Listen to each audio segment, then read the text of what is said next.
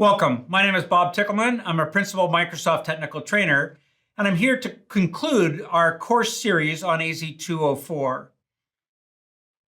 This course was meant to outline a number of the Azure resources that you as a developer might use in the implementation of the code that you write for your application. These are not about writing code. This was not a programming class. We were not teaching how to write Python. This was really meant to introduce you to a service that you might not have used before to be able to see how it might fit within your application development lifecycle. Now, most applications for years were either built with monolithic environments and deployed to local resources like servers. You might have migrated into a virtual environment. What we're now looking at is the cloud, and this is what we focused on across these series of recordings of Azure services that might help you in a modern deployment of especially microservice applications. We started our journey taking a look at a PaaS, or Platform as a Service infrastructure, where you have an Azure App Service that now provided an environment, a runtime space for you to be able to deploy applications. Now, you'll see some similarities between the Azure App Services and other ones that we had in this series of the containerization capabilities. And it became this hierarchical structure that you no longer had to manage the infrastructure like Windows servers or Linux servers, which you would then have to manage and patch and deploy your applications to. That all became the responsibility of Microsoft. We made these underlying platforms available to you, and we made specific units called, in this case, app service plans that allowed you to put one or more app services inside of those plans. We then had things like web applications and function applications. Web applications, logic apps, they all became more of that traditional app deployment that you might be looking at. Azure Functions provided a slightly different capability. They had a specific function inside of your application space that they perform, and it goes to the heart of the function itself. Azure Functions had one triggering activity. It could be a time-based trigger or one initiating activity that triggered the function being used. From the function, it then had the ability to make bindings or connections to other resources on an inbound piece or an outbound. So I can pull multiple pieces of information together, do something with it, and put that out to a single or multiple locations. We then moved off and took a look at several different types of storage. In the storage model, there's many other features, but we looked specifically at two types of storage: unstructured data in the form of blob storage. Now, we didn't talk about file shares, which is more of that traditional file share and SMB connectivity. We did mention it a couple of times when we got into containerization and the ability to now map drives to your containers to be able to make durable storage.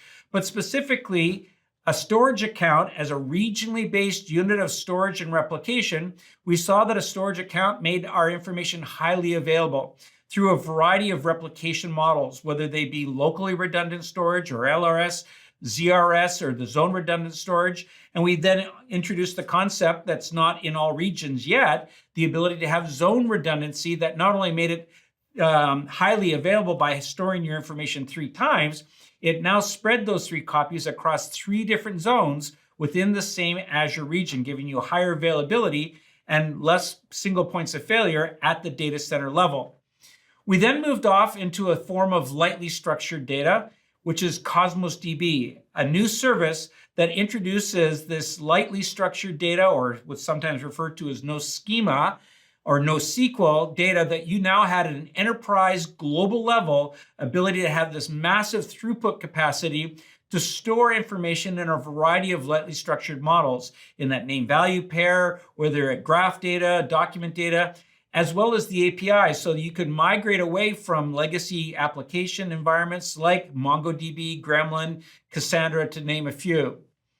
We then moved off to another form to run applications in a platform as a service environment, referred to as containerization, that some of you might know as like Docker containers. Very similar to the app service plans, which provided a traditional runtime environment. Containers were truly that. We saw a variety of different container options that are available to us. We started off with the simplest of a container instance, a standalone single container in which we can run our application. but it came along with no orchestration or the ability to manage that container to potentially scale it out to give you more instances, or the communication. That orchestration came from you.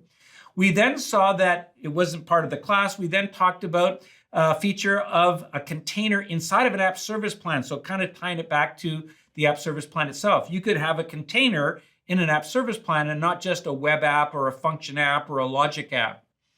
We then took a look at another type of container, which was a container application. This provided a light set of orchestration underlined by Kubernetes. Kubernetes is the industry standard for the orchestration of a large-scale container environment. And Container Apps provides that light orchestration through a simple interface to provide the management of multiple containers in a node environment that you're working with. And if you wanted to take that up to the next level, I introduced the concept of an AKS solution or Azure Kubernetes solution, which would go to a full enterprise deployment of that. We then moved off into what I think is a very important part, authentication and authorization. At Microsoft, we talk about identity being the new perimeter of security. No longer are we building bastion walls and walled gardens to run applications in and have our data stored to try and protect it. It's all about making your application available when and where your users want to use it. And in a mobile-first mobile environment, BYOD, all of these new concepts really extend our exposure to having our information exposed in environments that we do not control. By implementing an identity and authentication model and introducing these new user accounts in the form of service principals, where we now introduced a thing called a system-assigned managed identity and a user-assigned managed identity that we can now assign not just to individuals, but to our applications themselves, including them in the identity and authentication and authorization process. We then continued our security journey by looking at a secure environment for the deployment of our applications. We looked at a variety of tools, things like Key Vault as a service to be able to store secure information. We looked at app configuration capabilities to manage that service as you move through different deployments of your application in different environments. So different ways to maintain security across your application deployments, regardless of where and the environment that they're deployed to.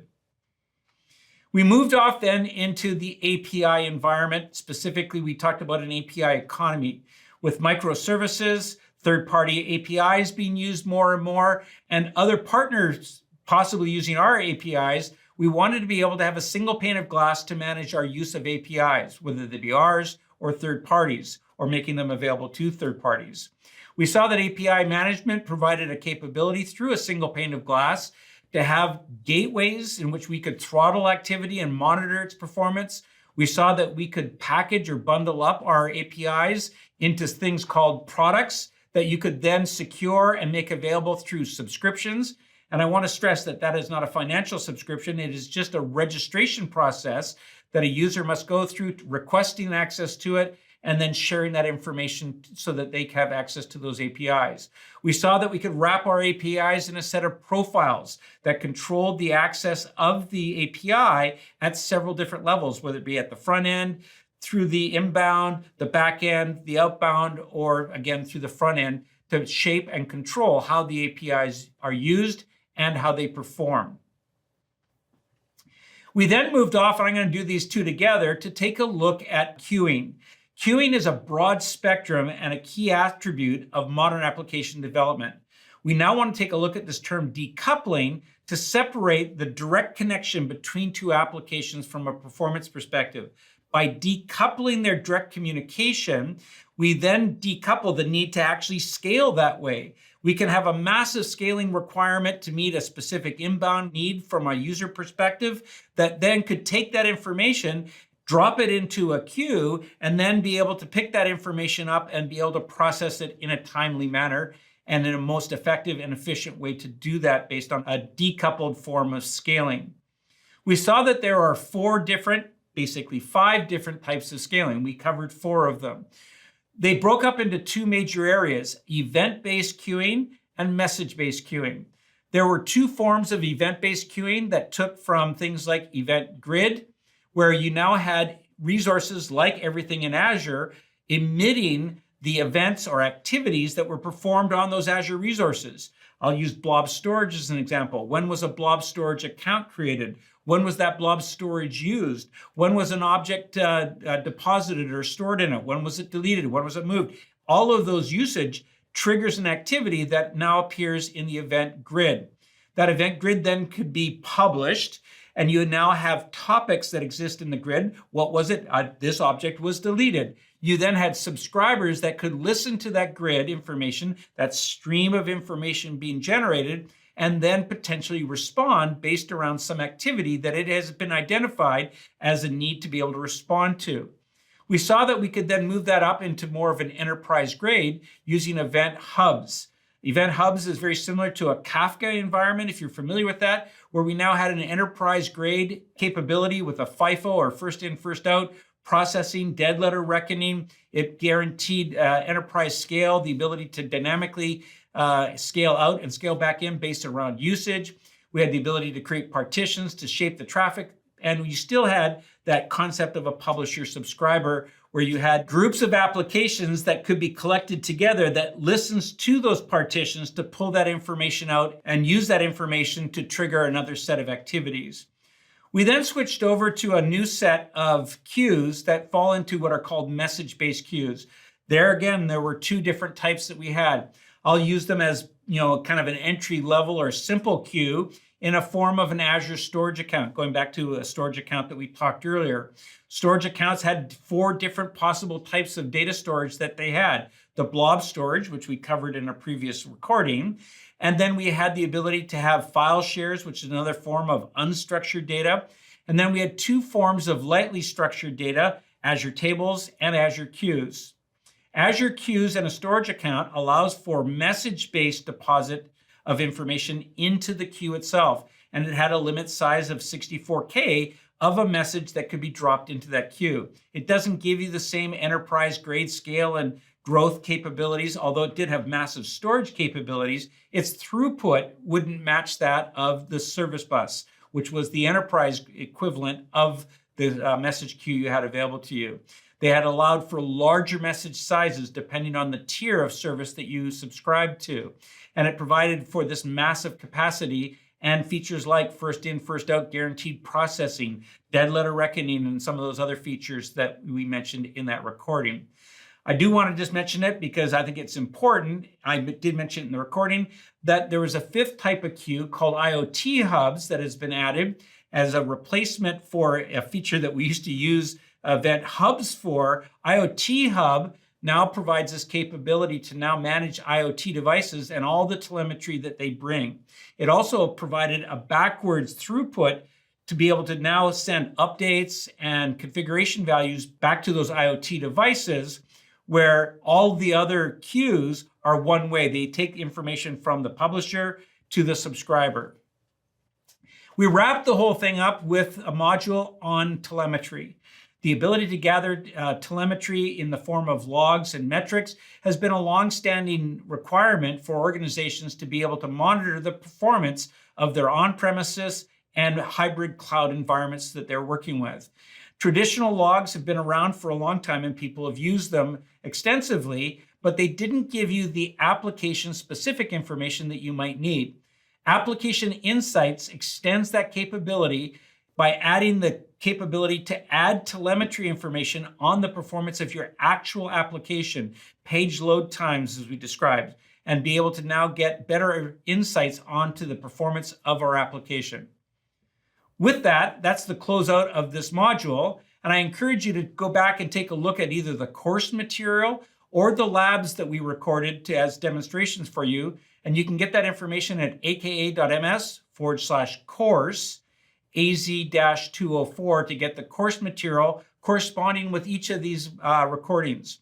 You can also go to the exercises or labs that I did at aka.ms/AZ-204 labs and try those steps yourself. If you want to continue your learning journey, I encourage you to take a look at other courses, specifically the AZ-400, which is a DevOps course, which we referred to several times through this, which is the new modern method to manage the CI/CD pipelines, of which all the services that we talked about in this series can be a part of. You might also want to take a look at several other courses, the AZ-104 and the AZ-305, which are basically these same concepts we talked about in this perspective, but as opposed to looking at it from a tool that a developer might use, they take it from a perspective of networking and storage, from how to actually implement them. So if you want a deeper insight on how to implement, maybe look at the AZ-104.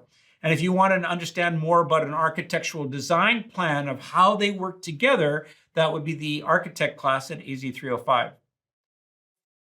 With that, on behalf of Microsoft, my learning team, I want to thank you for spending this time with me, and I hope to see you at a future recording.